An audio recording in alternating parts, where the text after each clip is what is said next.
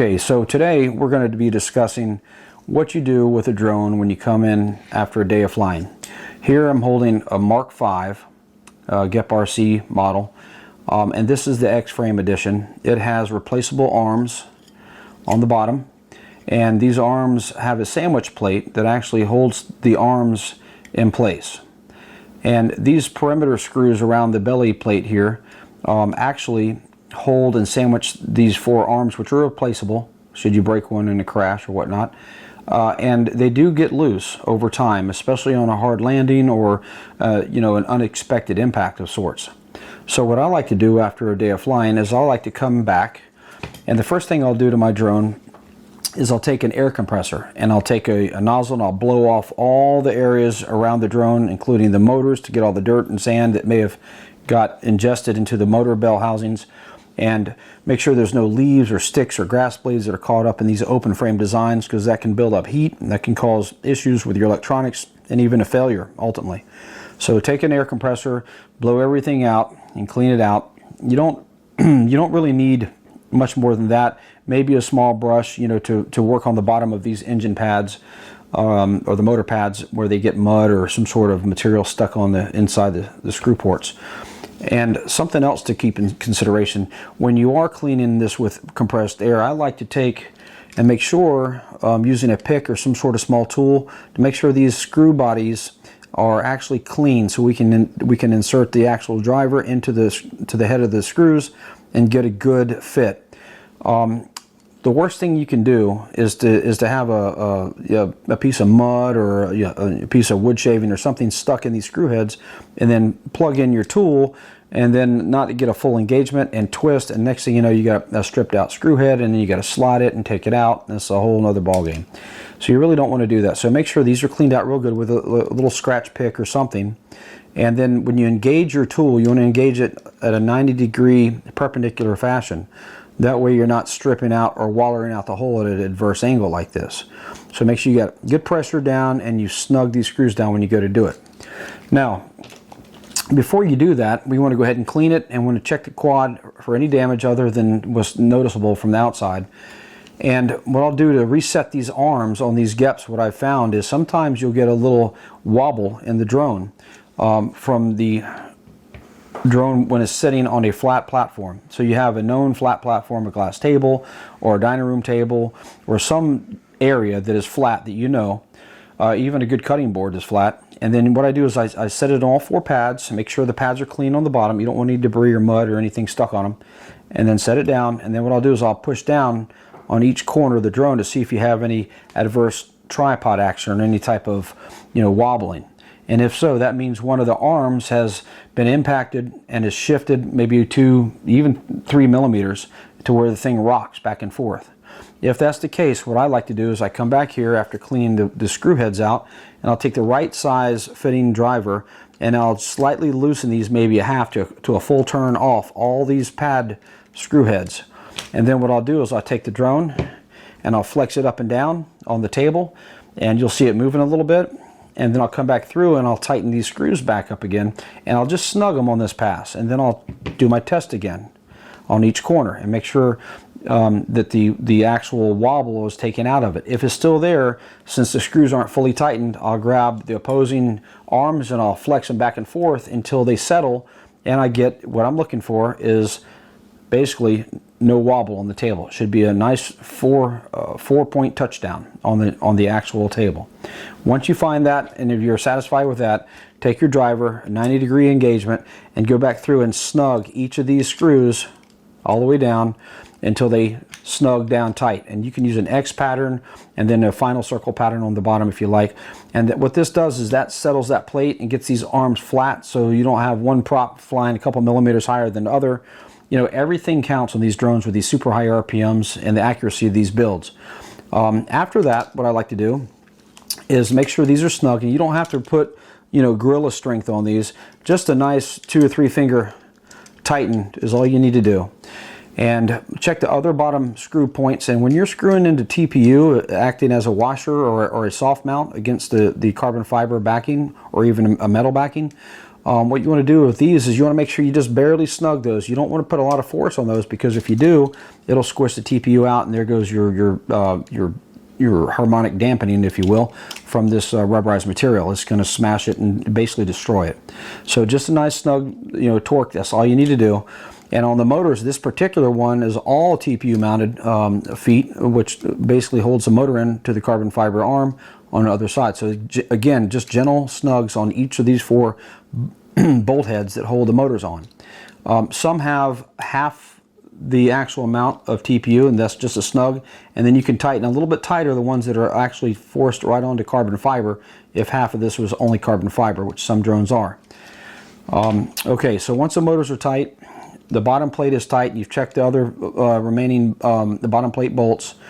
Check your top plate. Make sure your top plate is snug. Here's the back ones, okay, and the front ones, and these are a lot of times mounted on aluminum housing, so make sure they're snug in pretty good, okay. Now, I also inspect, when I do that, I'll go through and make sure that the motor wires are nice and clean. There's no gashes or anything that indicates something hitting them or a prop that got loose from another crash. You just want to make sure that everything's clean. There's no scoring marks in the wires from anything that you didn't notice before. The plug also, on this particular drone, is a loose plug, so the plug rides against the carbon fiber top chassis plate, and this can wear over time and cause a short circuit across this plate if you're not careful. So keep your eye on these silicone wire leads to make sure that we don't end up with any type of scarring or separation of the actual insulation. That could end up with a pretty bad situation in flight. Speaking of the lead, we have these male prongs that are recessed beyond this actual connector housing. Sometimes these connectors get a little loose over time. What I like to do is take like an ice pick or some sort of pointy pick like device, stick it straight down the middle and just kind of roll it around a little bit, and that opens these prongs up so that when you plug your battery in, you get a nice tight metal-to-metal contact. You don't have a sketchy electrical contact, because when these things pull a tremendous amount of amps, you don't want a place of weak contact where all of a sudden you end up with a heat buildup or even a loss of power. It's just not a good situation. So make sure your contacts and your plugs are always, a mental note, always that you've got a good contact between your battery lead and your actual plug into the drone base. Other than that, the cameras usually, you can kind of flex the camera a little bit, make sure the camera's not loose. I don't usually mess with those a whole lot. You can strip these screws out in these camera housings right straight into the actual 03, this is 03 camera. I have stripped those out and had to pull the whole camera apart and re-glue all the parts and get it all back together right, and it's a real pain. So gentle on these side plate camera screws. Look for your antennas. Make sure your antennas are in good shape. There's no cut wires. You don't have anything that's zip tied, that's not zip tied all of a sudden. Anything can happen. The other thing is, on my inspection, I'll go through and I'll check my props. My props, if I know I haven't wrecked, I still check them anyway after the flights a lot of times.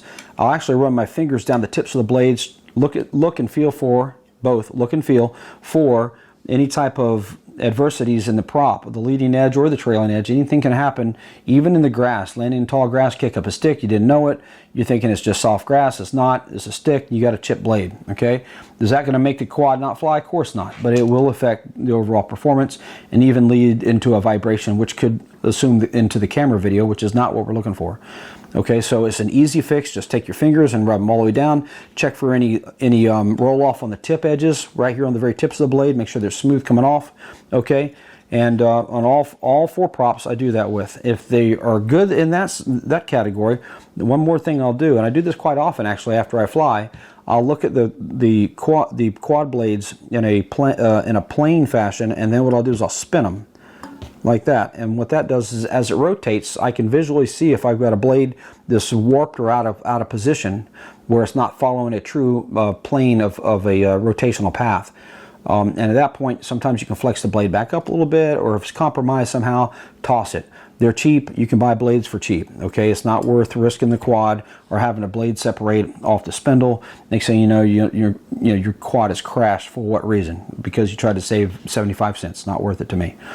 Now, when I mount my props back on my motor shafts, after I go through and tighten these up, of course, on the check after the flight, but if I go to put a new blade on, these motors usually have a gripping system where the plastic of the prop sticks onto the motor housing. And when that happens, when you tighten that prop nut down, what happens is the plastic of the prop engages like a cleat into that aluminum motor housing, and it grabs it like a golf cleat, you know, on a golf green, so you can't slip or move. And when that happens, it takes over a short period of time, that cleat will kind of recess and mold into the plastic.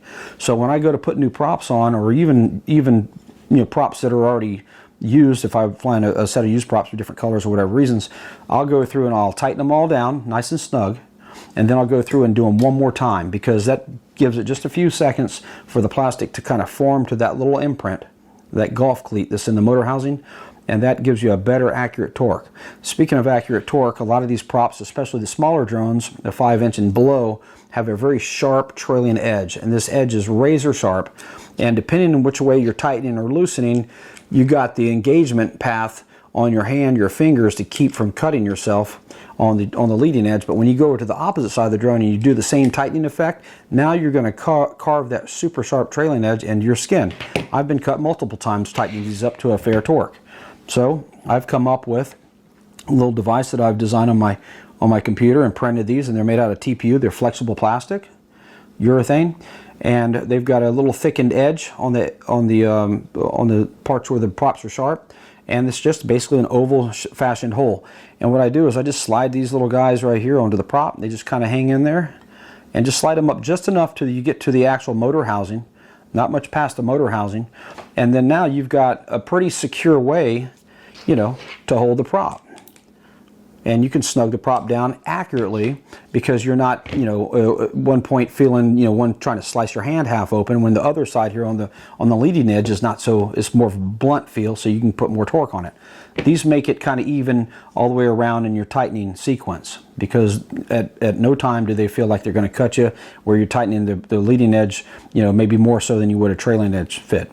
So these are a great little option. They're cheap, they're easy to make. If you have a 3D printer, if you don't have some, you know, reach out to us. Maybe we can help you get a hold of some of these. I make them here pretty easily. And they fit in your pocket, and they're easy to carry in your bag. So really cool device. So that being said, that's kind of what I look for, you know, post-flight. Sometimes I'll go through and check them halfway through a day if I'm flying a bunch of packs. But other than that, just you know, keep an eye on everything. Make sure everything's in order. Make sure your arms are not broken. I'll put some pretty hard stress on these arms to make sure you don't have a crack that you can't see, or a fracture that's in the carbon fiber arm. I've had that happen before too, where you think it looks great, everything's good, you tighten it back up, and you put that torque on there, and all of a sudden you got a weak arm. And you got to look and find out where that crack is, and know that you need to replace that arm. Okay, so I hope this was helpful for you guys. Remember, go out there and fly safe, and comment, and any suggestions, I'd love to answer some comments, and even take suggestions on our side. But please, you know, engage with us here on the site. Okay, go out and fly safe, and have some fun.